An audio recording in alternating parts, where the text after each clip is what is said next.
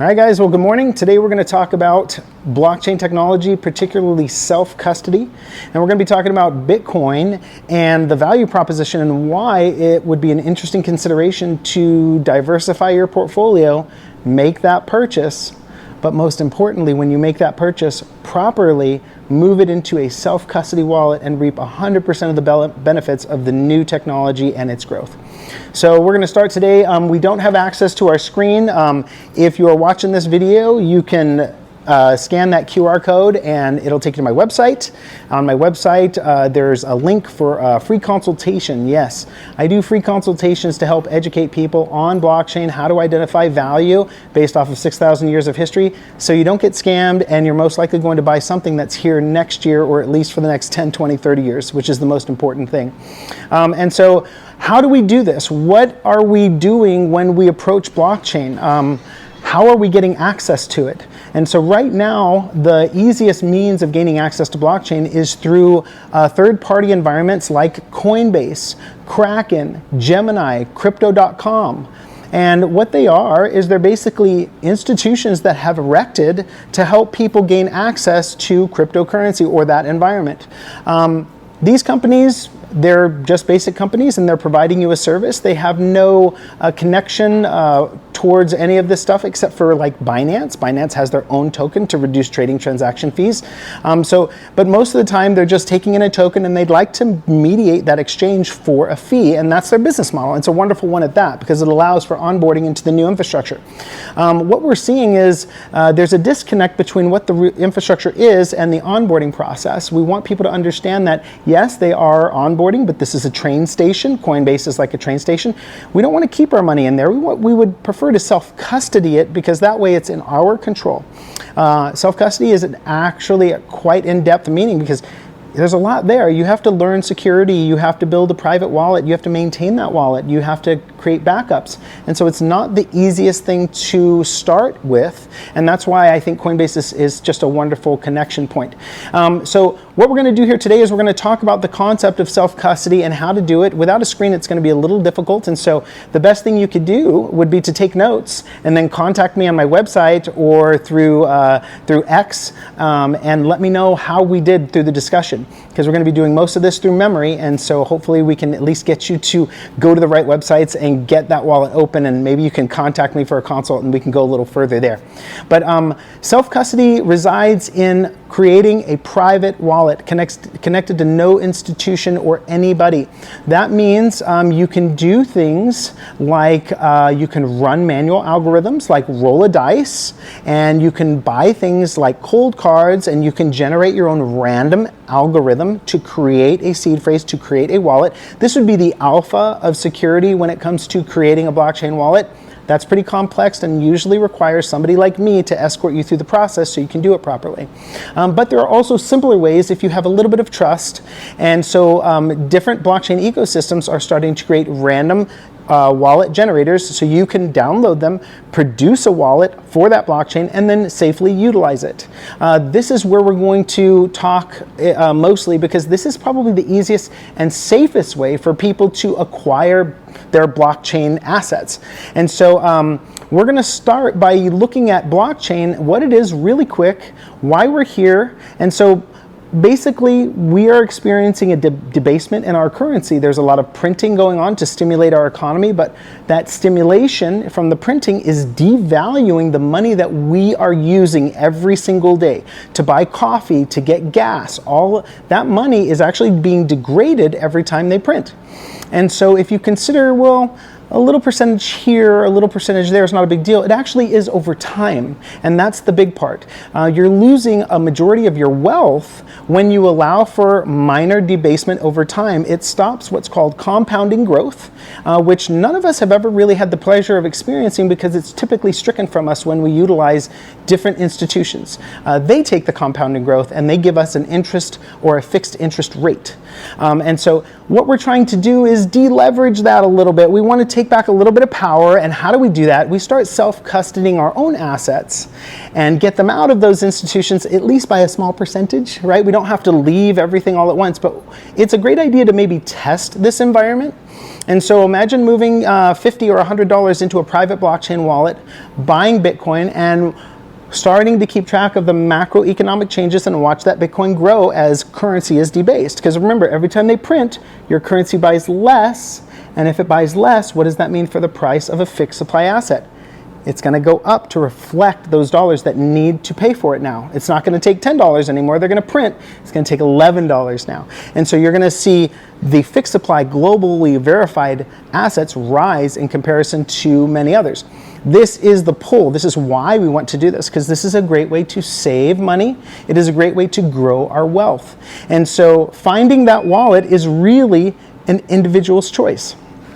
I personally utilize the Cardano blockchain because the Cardano blockchain allows me a few simple pleasures of freedom. I am able to self-custody my assets in a fixed supply environment that is decentralized, that cannot be debased, taken from me, and from the inception of this chain to current, it has not been hacked. And so if I want to preserve my value for my children, for my family, for my business in the future, I want to make sure those elements exist around my money, that it has utility, it's decentralized, it has a fixed supply, and it's really strongly encased in a system that can't be manipulated. So we're going to be talking about the Cardano ecosystem today because I've been using it for 7 years and I've been able to build an infrastructure in there, generate interest returns, and live off of that money. And I think it's a very interesting thing because I can't seem to duplicate it on any other blockchain. I can do it, but I also start to incorporate small amounts of risk for the same thing. Meaning, I can stake on other chains, but I can't self-custody stake on other chains, only on Cardano. I can stake on other chains, but I have to send the money to somebody. That is risky. But I get returns, but it's still risky. And so we're trying to, if we're really being serious about our value, and I am very serious about my money, I think my money represents my time, my life, which is the only fixed supply thing I have. And if my money represents my time, I don't want to incorporate risk into my money's growth profile. I want it to grow steadily as low risk as possible. That means I have to consider the network that I'm establishing to store my value. And so hacks should be a primary concern for people who wish to preserve their value. I don't care if you're getting 30 or 40%. If you wake up and your money's gone because there was a hack, it doesn't really matter. And so the game is to keep your money and to keep it growing so you can pass it on to your loved ones in the future. And so when we do that with Cardano, it's really easy because they have self-custody wallets. You can download the Eternal wallet, you can download Lace, you can download Game Changer wallet. There are several wallets you can download. Hey guys, yeah, please go on in. And when you download those wallets, you can create access through that wallet into that blockchain. A lot of people think that when you download a wallet, you're actually downloading a wallet and you're putting money in the wallet, but that's actually not an accurate understanding of how blockchain works. A wallet represents a portal viewer onto a location of the blockchain that you have rights to view and that you are able to control, send, and receive from. You can change that view or you can move that view, and only you can do that if you have the private keys.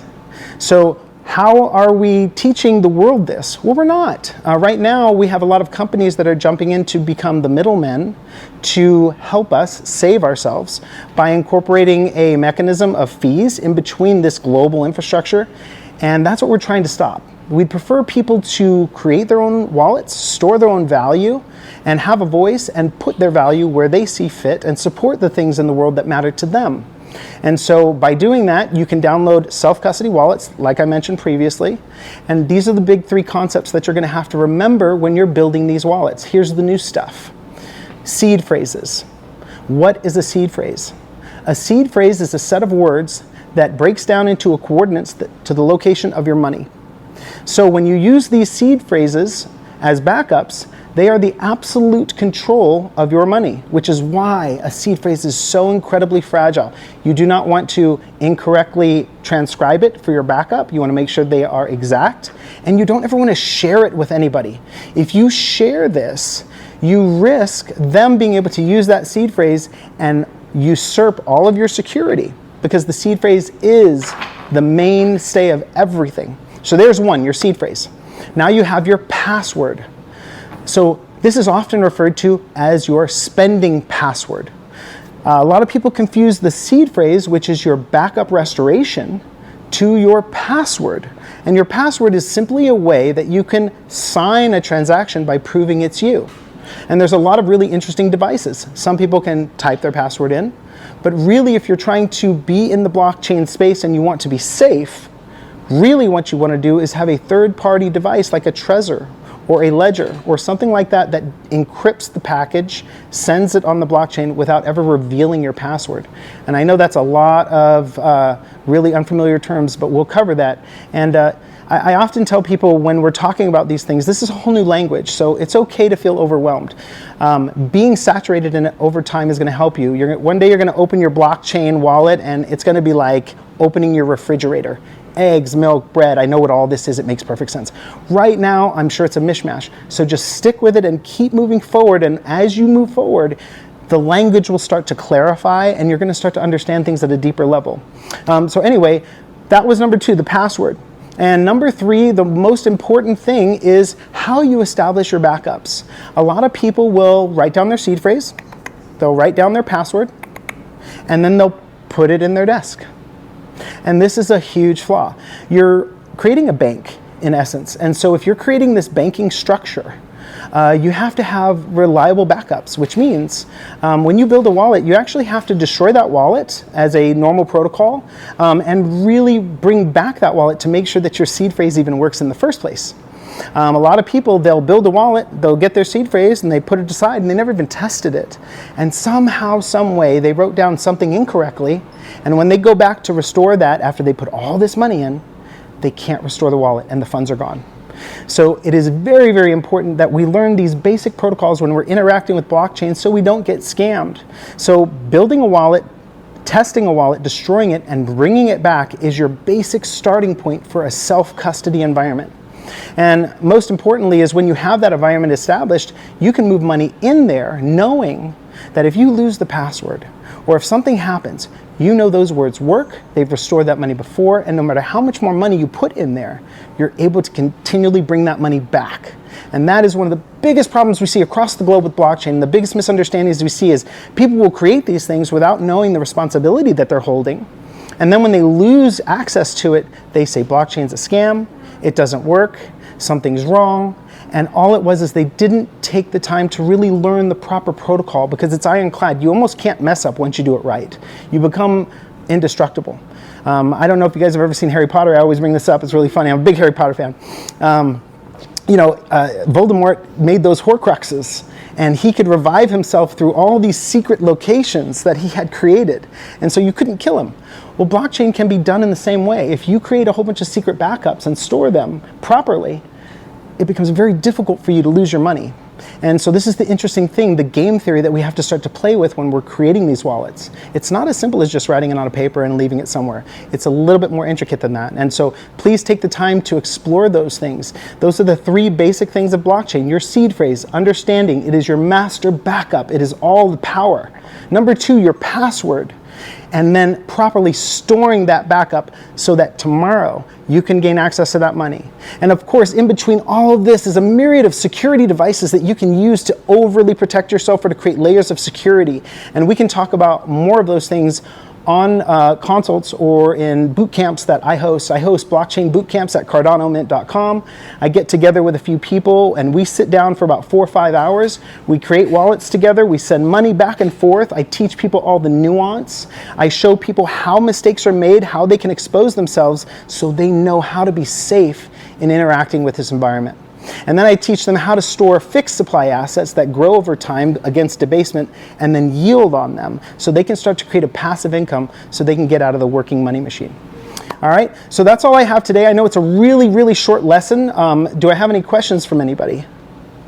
Pretty straightforward stuff. Yeah, are you guys into blockchain? Have you? Oh, you're gonna be? Okay, cool. What's your Yes, sir. website? My website is cardanomint.com, cardanomint.com.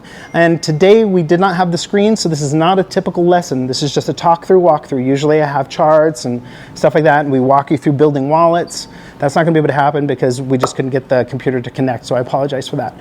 But nonetheless, we still get that information out to the people, and you can still go to the website and book those appointments. I'm happy to meet with everybody.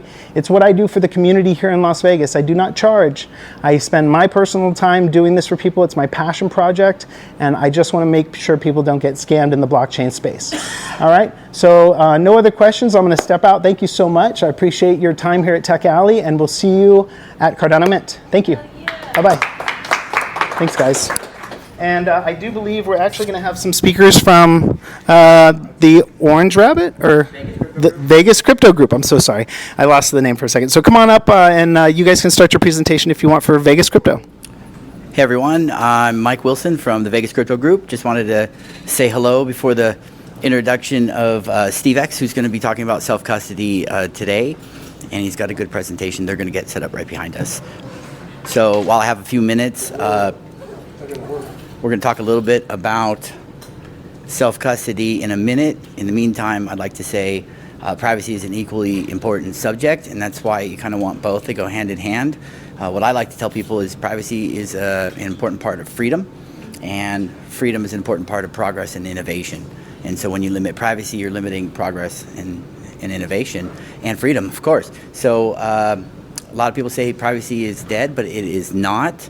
And in the future, I think you'll see a lot more applications built around that. And one good use case is the fact that your data is being sold to data brokers frequently on the open market. And unfortunately, there's a lot of value in that, and you're not getting any of it.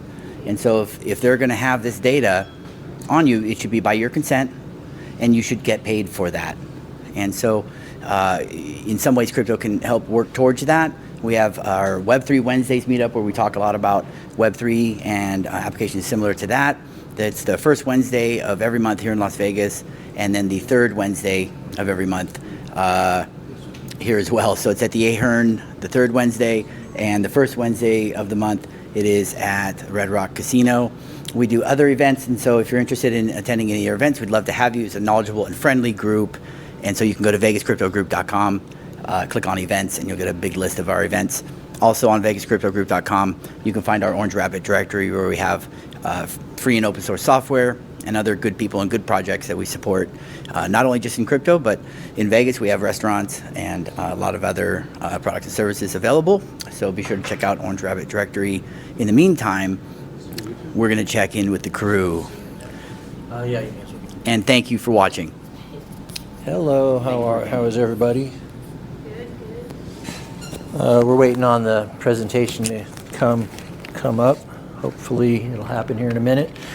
This is another one on self-custody, the difference between self-custody and custodial control of digital assets. Anyway, so while he's figuring that out,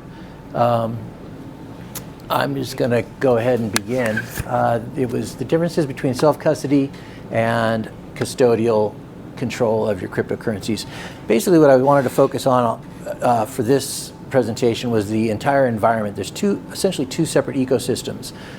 With the self-custody ecosystem, as James covered, much of the differences between self-custody and custodial control of your cryptocurrencies with the wallet addresses and things like that. I wanted to get more into the differences between the exchanges and the wallets. Basically it goes like this. In the custodial environment, and custodial meaning that somebody else has custody of your crypto. In the custodial environment, you would use an exchange like Coinbase or Kraken or KuCoin or somebody like that, and you would buy your crypto through them, then use all of their services to buy and sell and trade your cryptocurrencies.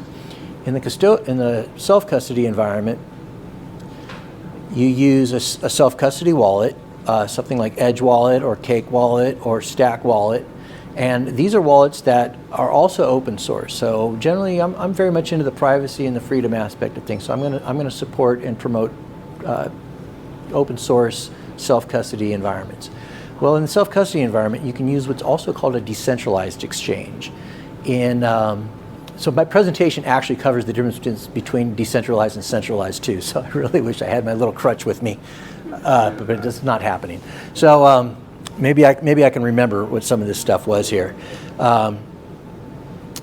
I think I went down the route of aligning self-custody and decentralization with centralization and externally custodied assets. I'm going to have to cut to the chase here because there's a lot of detail that I went into with the history of money and things like that, just a little bit, just to kind of define why cryptocurrency is a rare asset in that it is a decentralized and self-custodied capable asset. Gold would be self-custodied and decentralized, but it's not electronic, and that's mainly its major flaw. And of course, the gold that's used in a day-to-day or has been used in a day-to-day basis in the past millennia has been minted by a government agency. Even in the United States, money was minted out of silver up until the mid-60s. So you could actually, I actually have a $50 in my pocket right now, as an example. This is a 50-cent piece from 1964 with Kennedy on it, and it is made of 90% silver.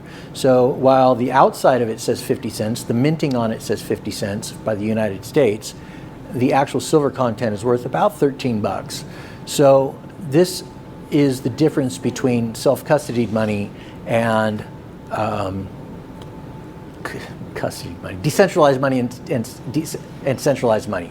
The centralized aspect of this coin is the printing on it, the stamping. The decentralized aspect of it is the silver. So now that you know the value of decentralization, we can move on to why decentralized DEXs, decentralized exchanges, otherwise known as DEXs, are as valuable as they are, because they allow you to move your own personal crypto without needing a third party. The minute you bring a third party into it, they're going to want to take their piece of the pie, which is exactly what the entire banking system is built on. As I was putting together today's PowerPoint, which I really, really wish I had, I forgot my laptop.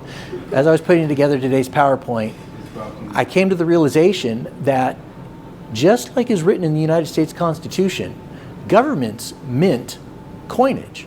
They mint money out of actual money, out of real assets, out of gold and silver.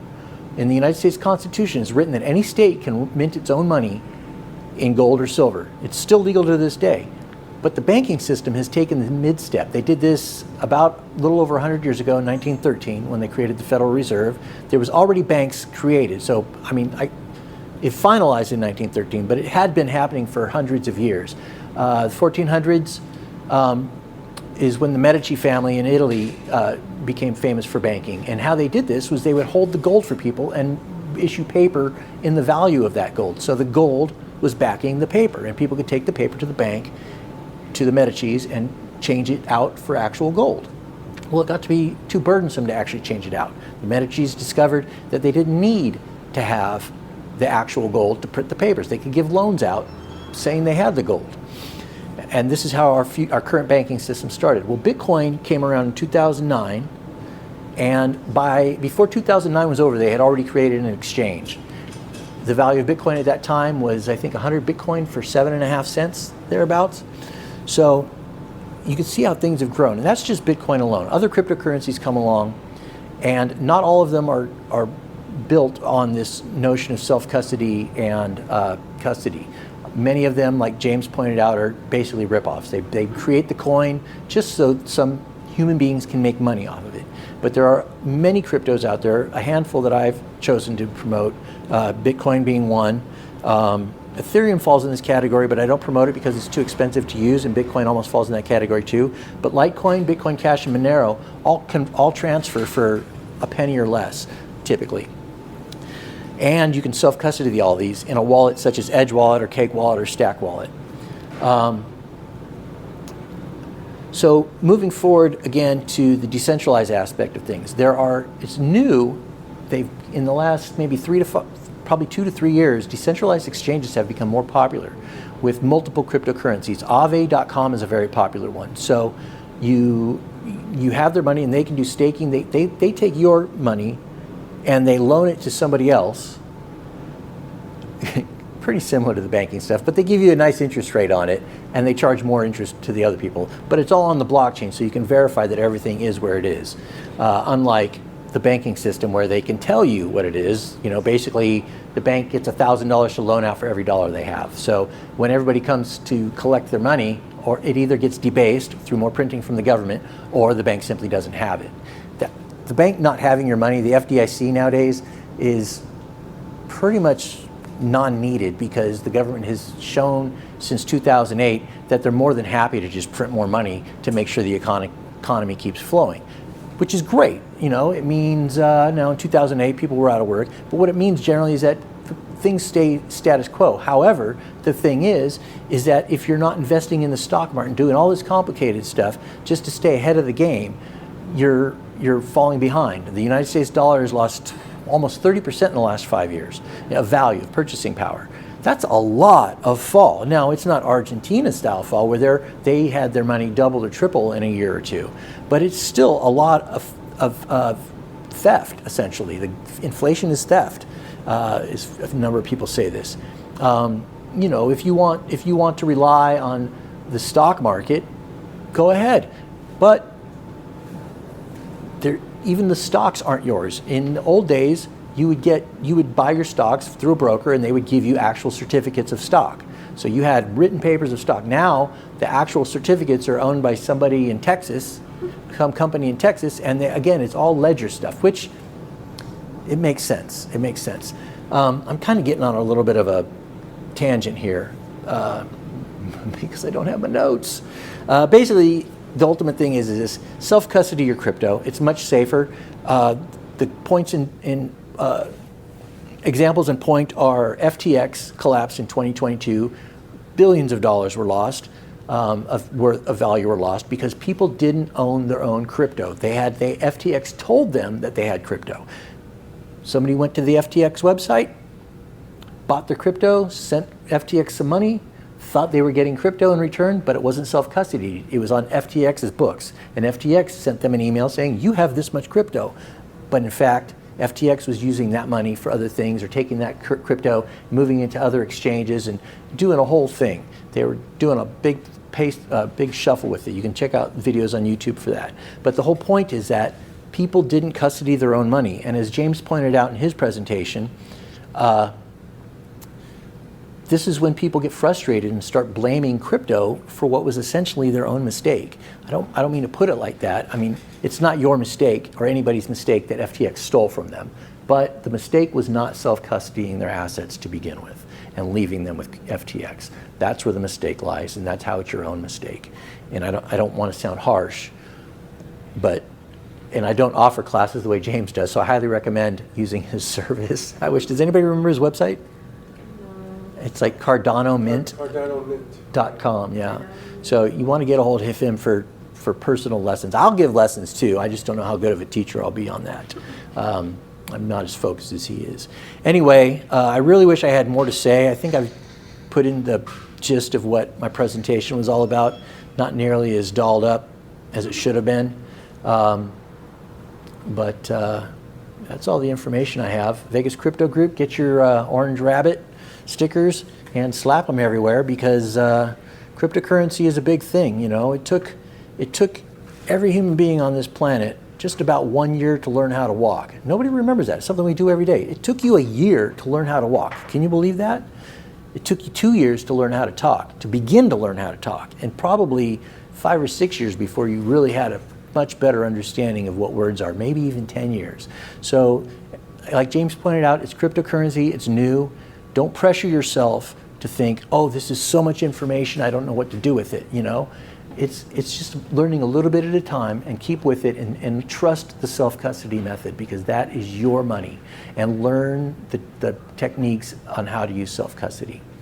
That said, one of the reasons I do like the Edge wallet, especially for new people, is that they have a very easy username password system that, as long as you have their app, allows you access to your cryptocurrencies in a self-custody manner. This doesn't mean you shouldn't learn all of the other techniques, but for a first step, it's a very nice way to do it in a self-custody way. Otherwise, you're going to rely on Coinbase or KuCoin or Kraken or Crypto.com. And they're not bad companies. FTX was a bad company. These other companies have built a little bit of trust with the community, but that doesn't mean they can't take that trust away. Currently, I don't have any problem recommending those companies, but I also recommend taking your money off and making it self-custody. So I'm Steve X, Crypto is Cash. You can reach me at cryptoiscash@proton.me. And of course, Mike from the Vegas Crypto Group brought me in, and I'm happy to help him out with anything. And Vegas Crypto Group has meetups all over town several times a month. And of course, Josh at Tech Alley, thank you so much for putting on this event. It's a wonderful event. I've learned so much of these events, checking out other people's points of view, not on just crypto, but on technology and financing and VC and all this stuff. It's like the people I meet at these events are incredible. Anyway, I'm out of here. Thanks. Bye.